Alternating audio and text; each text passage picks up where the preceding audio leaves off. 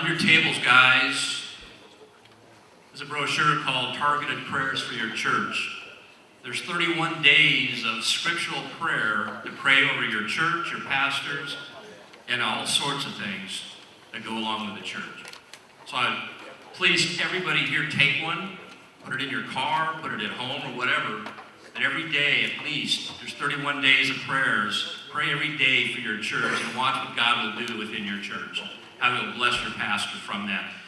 I want to introduce a gentleman up from San Diego. His name is Thomas Bush. Give him a hand.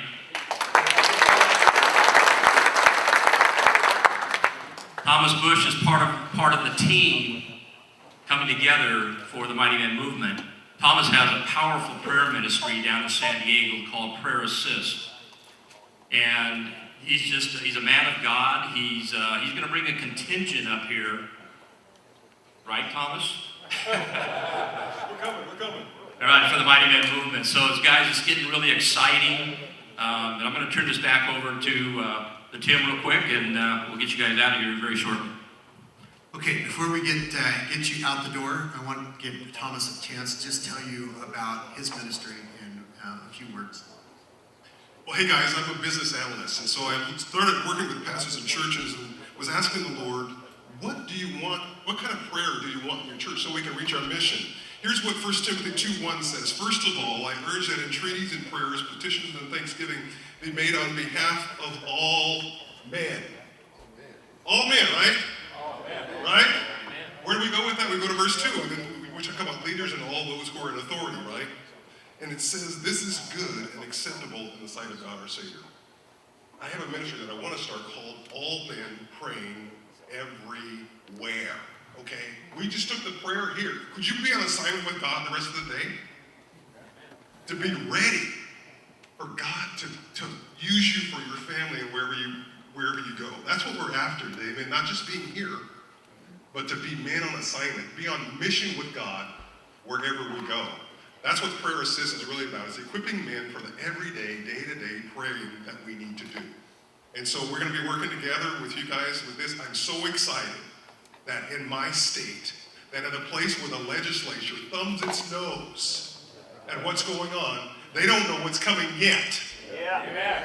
But it's happening right here. Okay? So one other thing we need to do before I get finished is, Pastor Sean, why don't you come up here for a moment? Because the connection I have with you is multifaceted.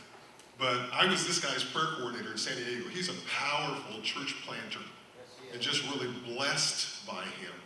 And so I felt like we could not end this day without praying a personal prayer. And I'm going to use Sean because I know he's here.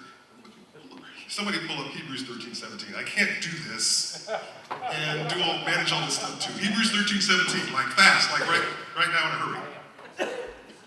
Is that a Bible?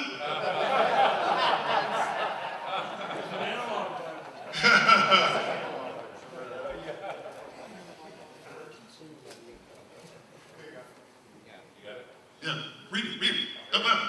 Stand up. Your guys, stand up. Read it loud so everybody can hear it. Have confidence in your leaders and submit to their authority, because they keep watch over you as those who must give an account. Do this so that their work will be a joy, not a burden, for that would be of no benefit to you. Okay. Okay, fine. All right. Father, we repent over the lost joy that Sean has because we will not obey the word. Father, right now, release the grief that these pastors have because they preach the word and we disobey it. And it's what's hanging over the head. Is there something else I could have done? Could I have kept that marriage together if something else could have happened? But they couldn't do it because we would not obey the word. Lord, forgive us for the pastors who have a Monday hangover. They could be leaving today, this week, because we won't obey the word. Forgive us, God. Forgive us. Change it, Lord. We want to change their grief for joy because we obey the word. God, help us to unite with our pastors by obeying the word of God, which is powerful, active, sharper than any two-edged sword, so that the joy of the Lord can return to the house of God. Today, Lord, help us to obey the word and unite with our pastors so that we can change the world. We pray in Jesus' name. Okay, so hey, thanks for being here at this pretty cool men's prayer event for pastors. Talking to several of them afterward, they're very encouraged by what took place. And I want to introduce you to a man out of San Diego, Thomas Bush, has a powerful prayer ministry called Prayer Assist, and he's on multiple boards and just does an amazing job rallying men in prayer. And so, Thomas, how did we meet? And tell us a little bit about what you do. So, hey, KC, I met you through George Ordway, my relationship with him, working nationwide with people who do ministry in cities, and was excited to hear about KC and his ministry because of my background with Promise Keepers and being changed myself through ministry to men. So I'm always looking for where God's using men so we can work together to make communities better. What a good stuff. And, we have this amazing event coming up on May 5th, 2018, gathering 10,000 plus men in the Save Mart Center.